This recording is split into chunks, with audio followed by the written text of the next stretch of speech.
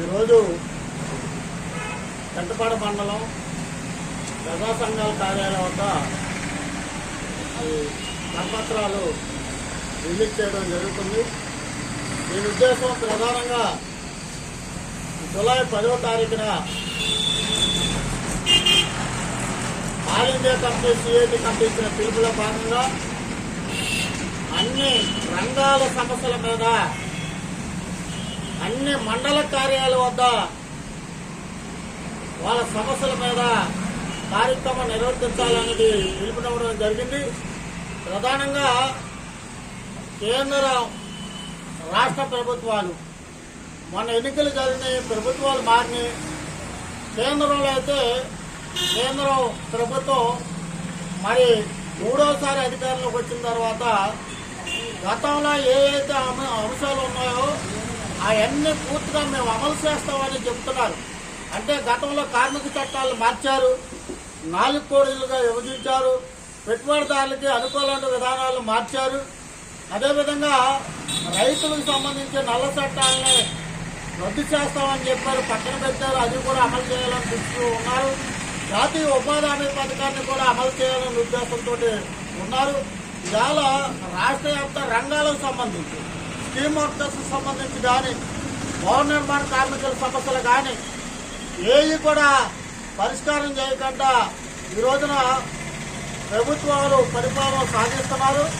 కానీ తక్షణమే ప్రభుత్వాలకి తెలియపరిచే పరిస్థితి ఏంటంటే వాళ్ళ సమస్యల పరిష్కారానికి ఏదైతే బ్రిటిష్ కాలంలో ఉన్న మన కార్మిక చట్టాలని దాన్ని రద్దు చేసేటట్టుగా ఆలోచన చేయడం అనేది సరైనది కాదు.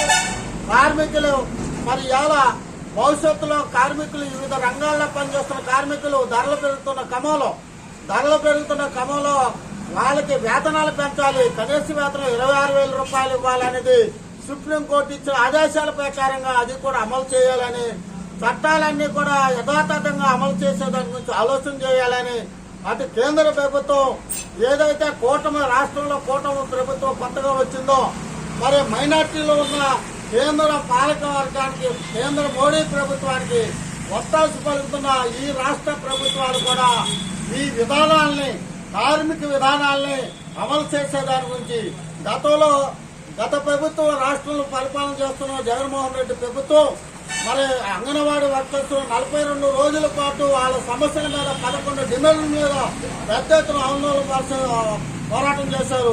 ప్రభుత్వం అంగీకరించింది, ఆ ప్రభుత్వం మారింది, కొత్త ప్రభుత్వం వచ్చింది. ఖచ్చితంగా వాళ్ళ సమస్యలు పరిష్కరించాలి, ఆశా వర్కర్స్ సమస్యలు పరిష్కరించాలి. భవన నిర్మాణ కార్మికులకు హెల్పర్ బోర్డు నిరూపించారు, దాన్ని తక్షణం అమలు చేసేదాని గురించి ఆలోచన చేయాలి. ఆశా వర్కర్స్ సంబంధించి కూడా ఆలోచన చేయాలి. వాళ్ళ సమస్యల మీద మిడ్ డే మీల్స్ సంబంధించి కూడా గౌరవేతనం ఇస్తున్నారు, వాళ్ళ సమస్యల మీద కూడా ఆలోచన చేయాలి. అందుచేత ఈ డిమాండ్లన్నింటి మీద మరి రాబోయే కాలంలో మరి పెద్ద ఎత్తున మరి పరిష్కారం చేయకపోతే ఆందోళన సిద్ధమవుతుంది. అలాగే కనీస వేతనాల బోర్డు 5 సంవత్సరాలకు ఒకసారి కనీస వేతనాల బోర్డు మార్చాలి, పునరుద్ధరించాలి. ఆ బోర్డుని కూడా పునరుద్ధరించే దాని గురించి కేంద్రంలో కానీ రాష్ట్రాల్లో కానీ ఆలోచన చేయాలని మేము విజ్ఞప్తి చేస్తున్నాం.